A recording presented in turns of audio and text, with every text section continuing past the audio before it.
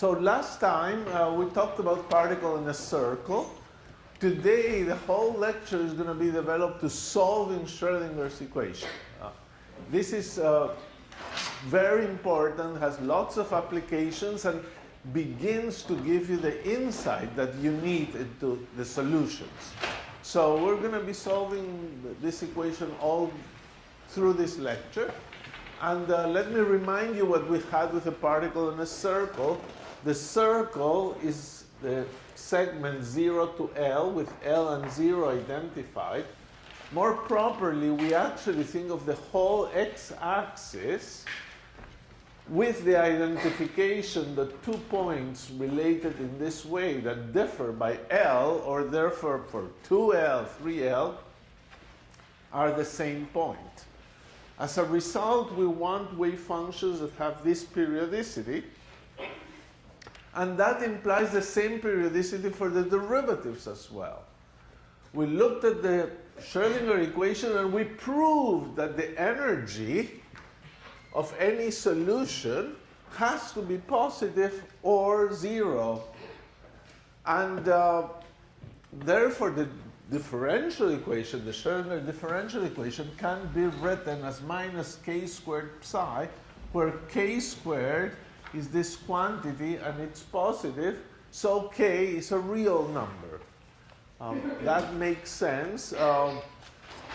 And finally, once you have this equation, you know that if the second derivative of a function is proportional to minus the function, the solution are trigonometric functions or exponentials, and we decided to go for exponentials that are perhaps a little more understandable, though we will go back to them. Now, that's where we stopped last time, and now we apply the periodicity condition. So we must have e to the I k x plus L equal to e to the I kx. If you cancel the e to the I kx on both sides, you get to e to the I kl must be equal to 1, which forces kl to be a multiple of pi, that is kl equals 2 pi n, of 2 pi, 2 pi n, where n is an integer.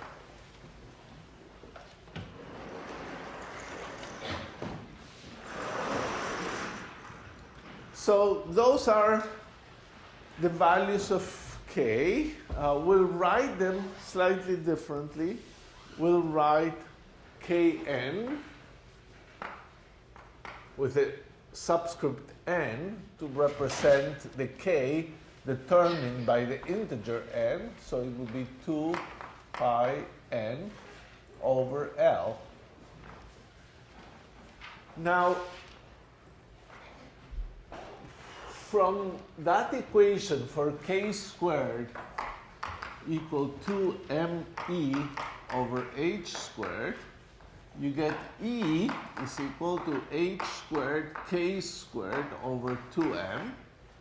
And k in these solutions represents, therefore, the momentum. That is, the momentum Pn is h bar kn, and it's 2 pi h bar n over L.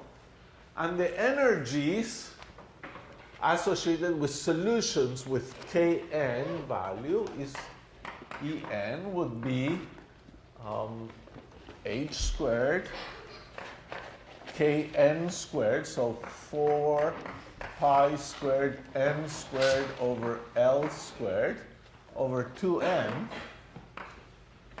So this is equal to 2 pi squared h squared n squared over ml squared.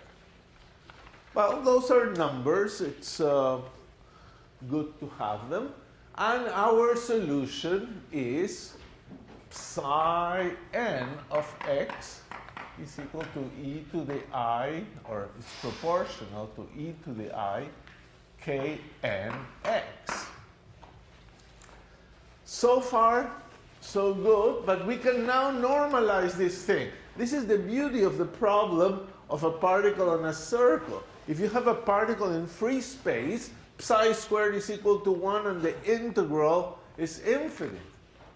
On the other hand, these ones are normalizable. That is, we can demand that the integral over the circle of psi n squared be equal to 1. So how do we do that? Well, I'll write it a little more explicitly here. Psi n of x will be some constant times e to the I k n x. And therefore, this thing is the integral from 0 to L dx of the constant squared. The constant can be chosen to be real. N squared times psi n squared, which is this exponential squared is just 1. This is 1. So it just gives you L times n squared is equal to 1. So n squared, n is equal to 1 over square root of L. And finally, our psi n's of x are 1 over square root of L e to the I k n x, or 1 over square root of L e to the 2 pi I n x over L. Oops, all right. So these are our wave functions. These are our energy eigenstates. Our full stationary states, where we're finding stationary states, the stationary states have a psi of x times a time dependence. The time dependence is e to the minus I e, so you could say that psi n of x and t, the full stationary state, is psi n of x times e to the minus I e n t over h bar, and that solves the full Schrödinger equation. That's our stationary state. So one thing that should be emphasized here is the range of the integers. N is an integer, and we better realize if there's some exceptions, maybe just the positive, is 0 included, is 0 not included. In here, it's really as stated here. It's all the integers, n from minus infinity to plus infinity.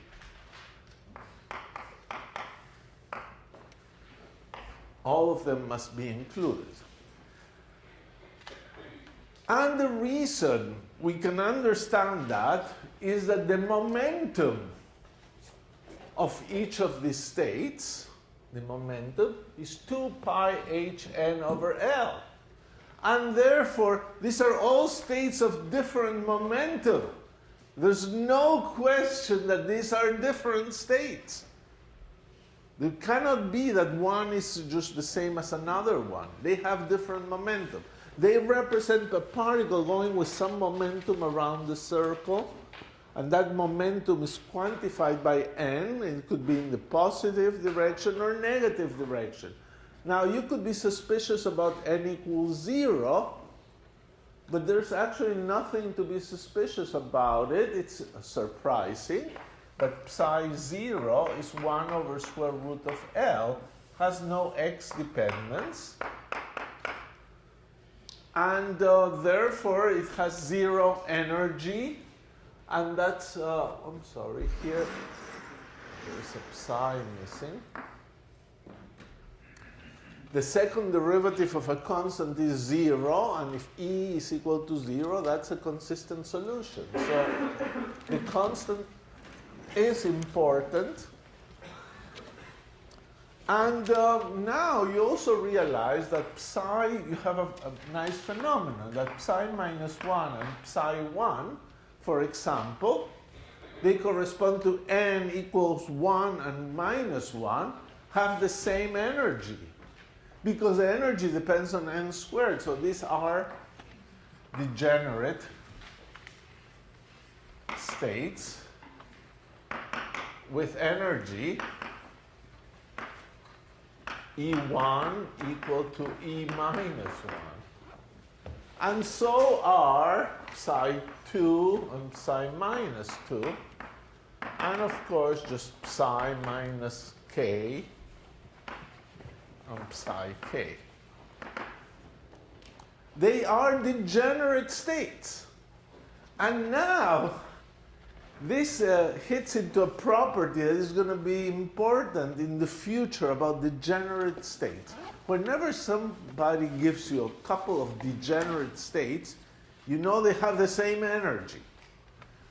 But you must not stop there. If there are degenerate states and there are two states, it means that they're not the same. So there must be something physical about them that distinguishes them.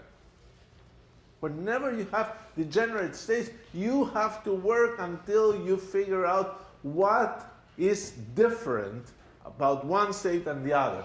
And here we got the answer. The answer is simply that they're degenerate states with a different momentum. So the momentum is an observable that distinguishes those degenerate states. In fact, as we've written here, P on psi n of x is equal to Pn psi n.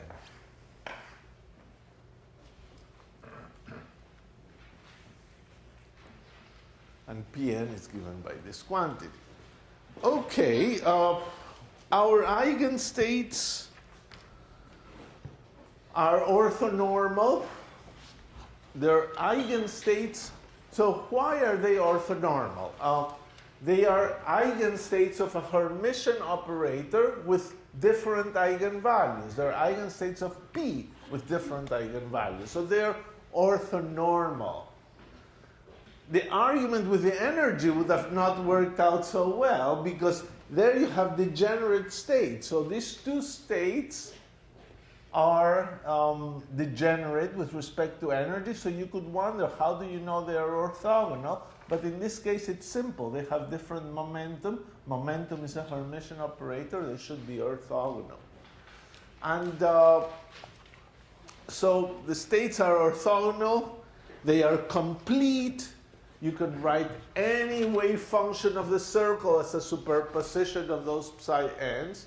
So any psi of x periodic can be written as psi of x, the sum a n psi n's over all the integers. And one last remark. We could have worked with sines and cosines. And therefore, we could have worked with psi k plus psi minus k. This psi k and psi minus k have the same energy. Therefore, the sum is an energy eigenstate of that same energy. The Hamiltonian acting on psi k gives you the energy times psi k. Here, the same energy times psi minus k. So this is an energy eigenstate. And this is proportional to cosine of kx.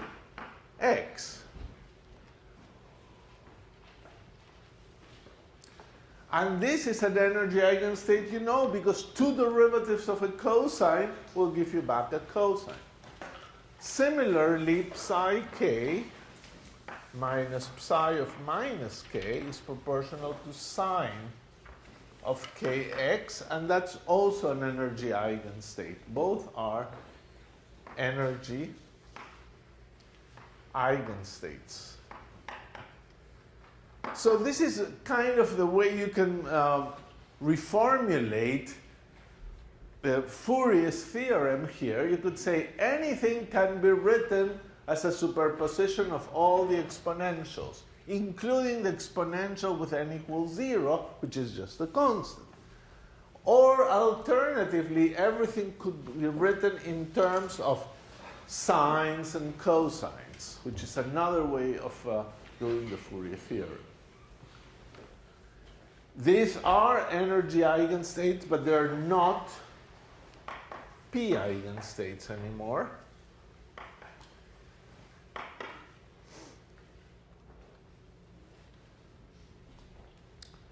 This, when you take a derivative, becomes a sine. When this, you take a derivative, becomes a cosine. They're not energy. They're not momentum eigenstates. So you can work with momentum eigenstates. You can work with energy eigenstates. It's your choice. It's probably easier to work just with momentum eigenstates. So that's it for the particle in a circle. We have 3 problems to solve today. Particle in a circle, particle in a box, and particle in a finite well.